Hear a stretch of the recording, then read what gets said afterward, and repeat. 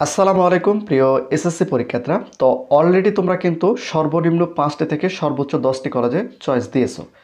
এখন কলেজ থেকে তোমাকে কিভাবে সিলেকশন করবে বা তোমাকে কিভাবে চয়েস করবে সেটা কিন্তু আমি তোমাদের এই ভিডিওর মাধ্যমে জানাবো। একই সঙ্গে তুমি কিভাবে কোন কলেজে বা তোমার যে পছন্দক্রম অনুযায়ী যে কলেজগুলোতে চয়েস দিয়েছো, পছন্দক্রম অনুযায়ী ওই কলেজে তুমি চান্স পাবে কিনা বা কিভাবে কলেজগুলো নির্ধারণ করে, শিক্ষার্থী নির্ধারণ করে, সেটা কিন্তু তোমাদের এই ভিডিওর মাধ্যমে সরাসরি জানাবো এবং সরাসরি তোমাদের দেখাবো।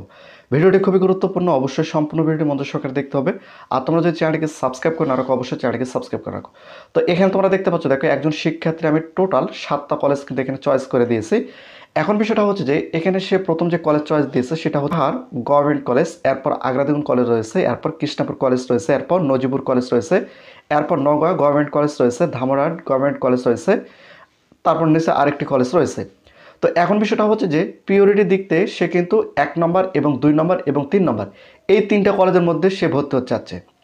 এখন বিষয়টা হচ্ছে যে এই 3টা কলেজের মধ্যে যে সকল শিক্ষার্থীরা আবেদন করবে, আমি তোমাদের বলি এই কলেজগুলোতে যে এমনটা নয় যে 200 জন শিক্ষার্থী নেবে 200 জন আবেদন করতে পারবে, এমনটা কিন্তু নয়। প্রত্যেকটা কলেজে হয়তো কেউ কোনো কলেজে 2000, 3000, 5000, 6000 পর্যন্ত কিন্তু শিক্ষার্থী আবেদন করে।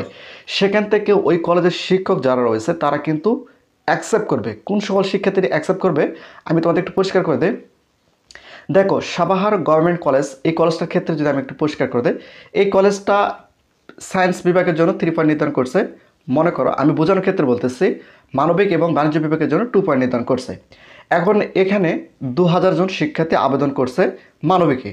এখন মানবিকের শিক্ষকেরা যখন এই শিক্ষার্থীদেরকে যাচাই বাছাই করবে, দেখা গেল একজন শিক্ষার্থী 3 পয়েন্ট পেয়েছে, আর একজন শিক্ষার্থী অর্থাৎ তুমি এবং তোমার যে অন্যান্য বন্ধুগুলো রয়েছে প্রত্যেকজনে কিন্তু 3 পয়েন্ট পেয়েছে। এখন দেখা গেল যে আরও অন্যান্য যে শিক্ষার্থীগুলো রয়েছে তাদের মধ্যে দেখা গেল যে অনেকে 3.50 পেয়েছে, 3.28 পেয়েছে, 3.10 পেয়েছে, অর্থাৎ 3 পয়েন্টের উপরে অনেক শিক্ষার্থী রয়েছে এবং তোমার 3 পয়েন্ট রয়েছে। তাহলে ওই শিক্ষকরা কী করবে, যার জিপিএটা বেশি তাদেরকে কিন্তু তারা সর্বপ্রথম অগ্রগতিকার দেয়। তুমি যে 3 পয়েন্ট পেয়েছো তোমাকে অগ্রগতিকার দেবে না এমনটা কিন্তু নয়। যে শিক্ষকরা দেখবে কোন সকল শিক্ষার্থীদের নম্বর বৃদ্ধি বা কোন শিক্ষার্থীগুলো ভালো, যার নম্বর বেশি রয়েছে বা যার জিপিএ বেশি রয়েছে, তাদেরকে ওই কলেজ থেকে কিন্তু একটা একটা করে সিলেকশন দেবে। এখন দেখা গেল যে তোমার বেলায় এসে দেখলো যে তুমি 3 পয়েন্ট পেয়েছো, তোমাকে তারা নেবে না।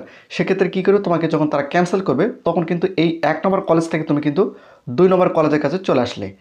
যখন 2 নম্বর কলেজটা তোমাকে দেখলো যে তোমার জিপিএ পয়েন্ট ভালো আছে, তোমাকে ভর্তি নেওয়া যায় বা তোমাকে এই কলেজে সিলেকশন দেওয়া যায়, সেক্ষেত্রে তারা যদি অ্যাকসেপ্ট করে তাহলে তুমি কিন্তু 2য় নম্বর কলেজে সিলেকশন পেয়ে গেলে।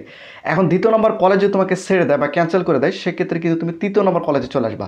3য় নম্বর কলেজে তোমাকে ছেড়ে দেয়, সেক্ষেত্রে 4র্থ নম্বর, 5ম, 6ষ্ঠ, 7ম, 8ম, 9ম, 10ম এভাবে কিন্তু চলে যাবা।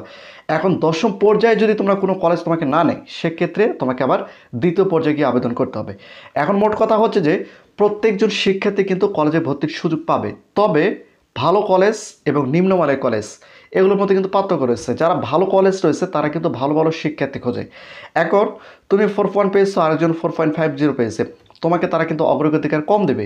যারা 4.50 পেয়েছে তাদেরকে তারা কিন্তু অগ্রগতিকার বেশি দেবে, তাদেরকে তারা কলেজ সিলেকশন করে দেবে। এ হচ্ছে টোটাল বিষয়টা।